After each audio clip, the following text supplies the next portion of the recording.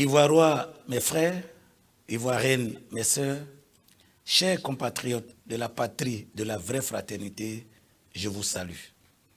Je vous salue dans notre espérance commune pour notre nation. Je vous salue dans notre amour commun pour notre mère patrie. Le REVAS, le Retour aux valeurs sources, est le parti politique dont je suis le président. Vous le savez car cela fait un certain nombre d'années que nous travaillons ensemble, que vous écoutez nos suggestions, nos analyses, nos critiques. Nous avons passé un temps sans être présents. On ne va pas raconter ici ce que ceux qui m'écrivent croient, mais nous étions partis parce qu'il faut réfléchir constamment pour la Côte d'Ivoire. Notre parti politique est loin des guéguerres, des oppositions stériles, mais nous sommes pour les propositions constructives. Nous sommes, quand c'est pas bon de dire c'est pas bon, mais quand c'est bon de dire c'est bon. Nous vous avons proposé, il y a quelques années, notre projet de société, dont le titre est « Comment sauver la Côte d'Ivoire ». Nous avons travaillé dessus pendant un certain nombre d'années. Et nous sommes encore à un grand carrefour, c'est-à-dire dans peu de temps, des élections nouvelles vont s'organiser.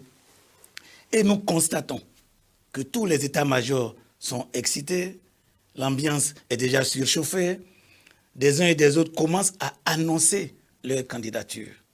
Et nous nous sommes aperçus que malgré tout ce que nous avons dit les années passées, les gens n'ont pas voulu écouter, les acteurs politiques n'ont pas voulu écouter, les supporters des leaders politiques n'ont pas voulu écouter, mais régulièrement, chaque 5 ans, c'est le peuple de Côte d'Ivoire qui est blessé.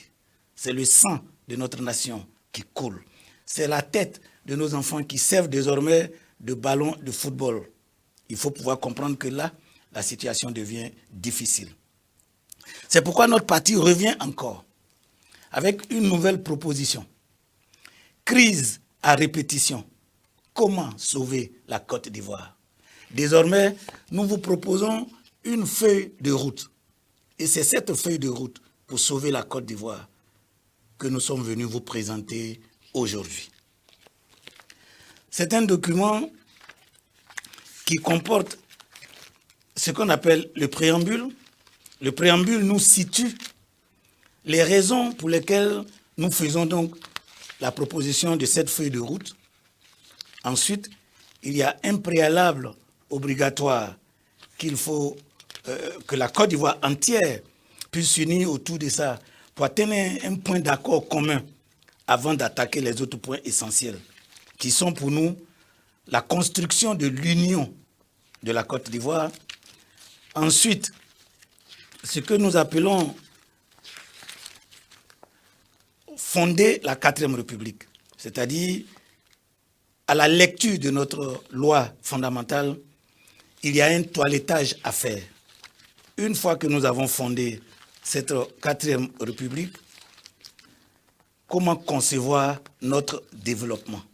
Parce que, bien-aimés frères et sœurs, comprenez que dans le désordre, on n'obtient jamais de bons leaders. Le désordre ne peut pas produire le travail. Et la Côte d'Ivoire, en la matière, est très ferme. Parce que la Côte d'Ivoire dit union, discipline et travail. Mais qu'est-ce qui a motivé tout ça? Et vraiment, sans langue de bois, nous voulons présenter, vraiment avec beaucoup d'attention, les différentes situations que nous avons connues dans notre pays. On va les prendre dans l'ordre. Nous sommes en 1995. Il y a un front républicain, FPI, RDR, qui anime des querelles constitutionnelles sur le point des éligibilités et finalement, un boycott actif est proclamé. Que ne savons-nous pas? Aujourd'hui, le bilan est toujours là. Les armes ont parlé, le feu a brûlé. Nous avons connu donc une élection meurtrière. Lorsque nous nous retrouvons en 2000, le PDCI est défait par un coup d'État. Le général Robert Guéhi a fait un coup d'État. Ensuite, Laurent Gbagbo et le général Robert Guéhi sont allés aux élections. Le candidat Laurent Gbagbo refuse d'accepter les résultats proposés par nos institutions, la suite, tout le monde connaît.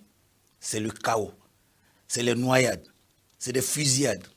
L'armée qui est censée protéger son peuple tire sur son peuple. Nous sommes au 19 septembre 2002.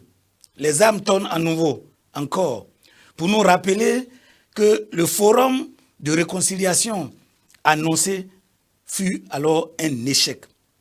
Aucune réconciliation n'a été obtenue. Encore une fois, à cause du pouvoir, le peuple martyrisé de Côte d'Ivoire allait connaître la mort et toutes sortes d'atrocités pendant 9 ans de crise. Ce fut une désolation totale. En 2010, il y eut une autre élection. Les démons du désordre, du mensonge, de la guerre et de la mort se sont emparés de nos âmes. Cette fois-ci, les bombes firent leur entrée en scène et ce fut un chaos total. En 2011, après la crise post-électorale, on nous parle officiellement de 3000 morts. Soyez convaincus que je crois qu'il y en a plus. En 2020, une nouvelle constitution fit son apparition pour la naissance de la Troisième République. Une autre querelle constitutionnelle fit jour. Les uns disent troisième mandat illégal, quand les autres soutenaient qu'il s'agit du premier mandat de la Troisième République. Partisans et adversaires s'empoignèrent et un boycott actif fut décrété. Le feu et les armes parlaient à nouveau. Le sang de notre nation a encore coulé à cause du pouvoir. Encore une autre élection meurtrière. Notre peuple toujours victime. Le REVAS et ses partenaires reconnaissent qu'à chaque fois, nous allons de mal en pis. C'est pourquoi nous disons stop. Les élections tuent. Alors, tuons les élections qui tuent. En 2020, alors que le deuxième mandat du président Alassane Ouattara prenait fin, nous avons fait la proposition suivante. Première proposition, ne pas organiser les élections présidentielles. Donc, accepter que le président sortant continue de gérer le pays le temps d'une concertation nationale afin de régler les problèmes récurrents liés à nos élections. Deuxième proposition, analyser et modifier au besoin notre loi fondamentale, c'est-à-dire la Constitution, pour la rendre plus claire et compréhensible pour tous. Surtout, bien l'adapter aux exigences de la démocratie moderne selon nos propres valeurs sociales, culturelles et culturelles. Troisième proposition, discuter de la bonne formule afin d'asseoir une commission électorale véritablement indépendante sans la participation ni des candidats, ni des partis politiques pour éviter que des candidats soient en même temps juges et partis. Il fallait trouver un bon mécanisme afin que les candidats aient confiance en la commission électorale indépendante et acceptent les résultats. Le président du Conseil constitutionnel étant nommé par le président candidat, celui-ci serait de fait favorable à sa candidature ou à celle d'un membre de son parti ou groupement politique. Dans cette crise de confiance dans nos institutions, nous allons aux élections en étant tous convaincus que les résultats seront contestés. Quatrième proposition. Discuter du modèle de parlement qui soutiendra au mieux notre démocratie et en général constitutionnaliser le partage du pouvoir et la séparation des pouvoirs. Voici des propositions essentielles que le REVAS et son président avaient soutenues à l'orée des dernières élections. Inexorablement attirés par le pouvoir, aucun acteur politique n'a daigné écouter notre proposition. Ceux qui sont appelés à tort poids lourds de la politique en Côte d'Ivoire ont tous déposé leur candidature en fanfare avec démonstration de force avant que d'autres ne choisissent la voie du désordre et du chaos par un vote-face irresponsable et inexplicable. Pour décréter encore un boycott actif des élections. Nous avons tous assisté aux manifestations anti-élections par la suite et le bilan désastreux est su de tous. Et là encore, comme d'habitude, le ping-pong des accusations ne permettra jamais de situer les responsabilités et les responsables de cette tragédie. Le peuple endeuillé, toujours divisé, assiste à ce match étourdissant, chacun soutenant et acclamant son saint leader. Qu'est-ce que les élections de 2025 nous réservent-elles? Ce qui est dit plus haut et démontré nous fonde à nouveau à mettre en garde notre peuple, tous les acteurs politiques de notre pays, les observateurs nationaux et internationaux, du danger qui nous guette, surtout que ce sont les mêmes acteurs de toutes les crises qui annoncent encore leur candidature directement ou par état-major respectif. Cette fois-ci, nous voulons formaliser notre démarche. Nous voulons insister sur notre proposition en révélant le réel contenu pour aider notre nation. Bien-aimés frères et sœurs, peuple de Côte d'Ivoire, voici ce qui nous a fondés pour proposer la feuille de route dont nous allons donner le contenu, les différentes étapes du contenu. Mais nous croyons à un réel préalable. Il faut que nous trouvions un point de consensus. La Côte d'Ivoire est le seul pays qui est rentré dans le multipartisme sans avoir changé de constitution. C'est-à-dire, pour ceux qui s'en souviennent ou qui ont été témoins, toutes les nations qui sont allées dans le multipartisme ont fait à l'époque ce qu'on appelait la conférence nationale.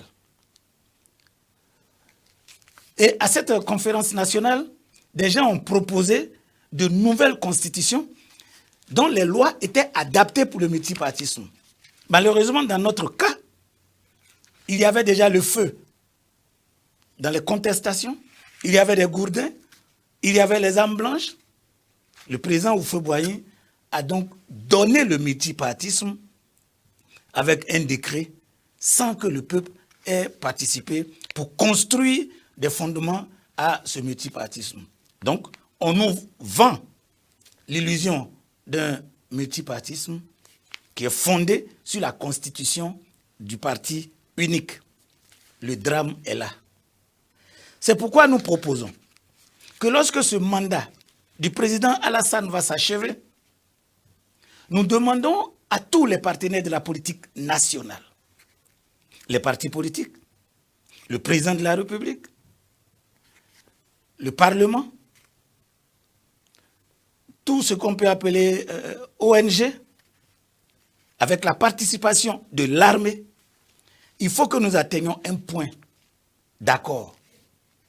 Nous laissons, je répète bien, nous laissons le président de la République continuer son mandat.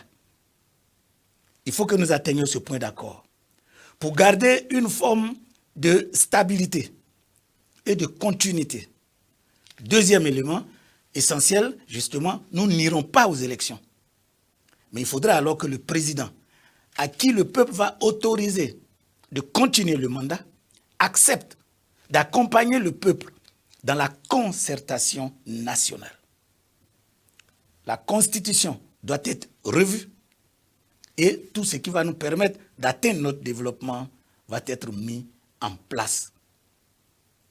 Le moment est venu d'arrêter de penser à nos intérêts individuels, particuliers et personnels. Le moment est venu.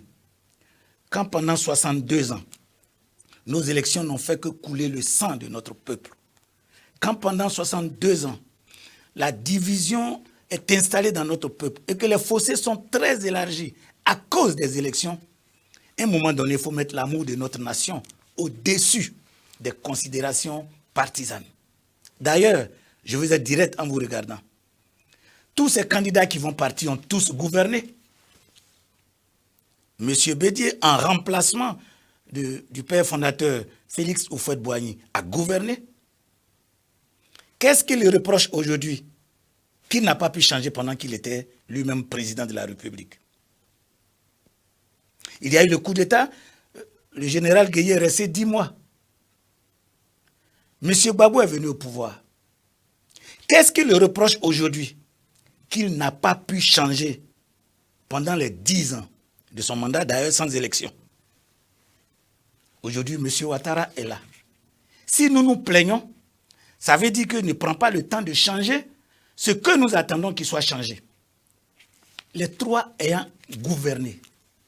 Où est l'urgence de les amener compétir quand nous savons, avec les discours que nous entendons, que nous allons forcément arriver au pire? C'est ça qui nous fonde à dire, arrêtons-nous, stop. La Côte d'Ivoire est un pays jeune.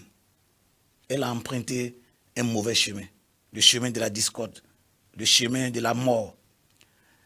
Et nous avons besoin de nous remettre sur les bonnes voies.